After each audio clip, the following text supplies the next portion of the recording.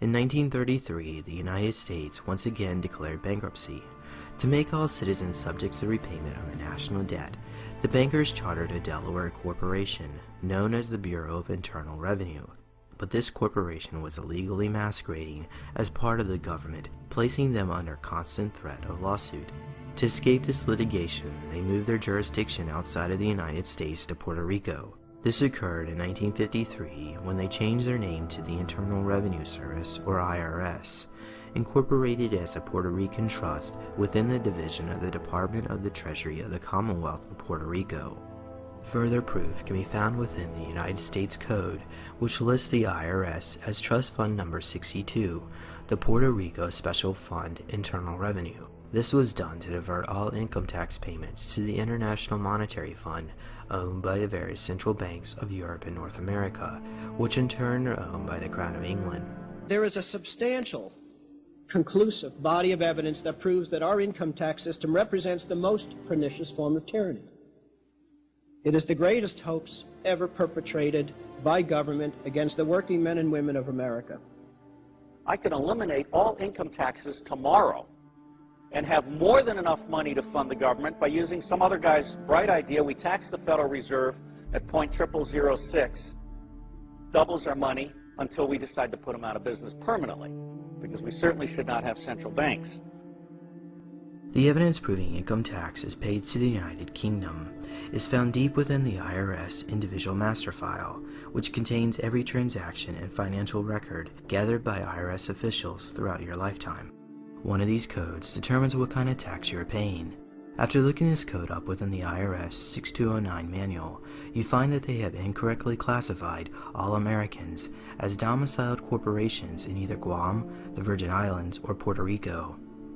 Furthermore, all taxpayers that filled out a 1040 form are subject to a tax for doing commerce with the United Kingdom under a treaty with the United States. There is no law that requires the average American worker in the private sector to pay a direct unapportioned tax on their labor and compensation for services. There is no law. As you follow the money trail, you find that the taxes collected on the 1040 form is then sent to the Crown of England as a tribute payment. The Crown of England is a sovereign corporation located within the 677 acres of the city, found within the heart of Greater London. This tiny strip of land contains the world's most powerful banking houses, such as the Bank of England and Lloyd's of London, owned by the House of Rothschild. It is these bankers and their counterpart, the Temple Bar attorneys, that constitute the power base known simply as the Crown. Even though the Queen of England is a member of this club, she is not its corporate head.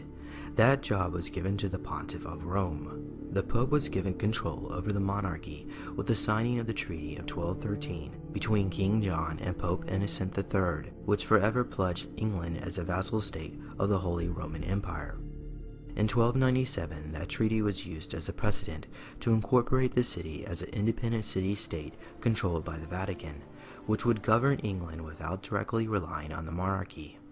Just like how the corporation of the United States was subject to the Crown of England, so too were the subjects of the British Empire, enslaved with debt by the financial division of the Vatican, headquartered within the City of London.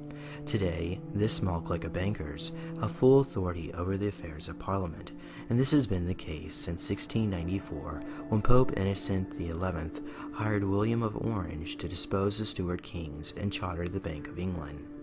Located within the Crown of England is the original Federal Reserve Charter, which according to the Farmer Claims legal team, allocates that 67% of the income tax collected by the IRS was to be divided to the Crown of England. Another 23% was to be paid as a dividend to the 300 shareholders of the Federal Reserve Bank, and the last 10% was to be paid to the employees of the IRS to keep them quiet about this sweet deal.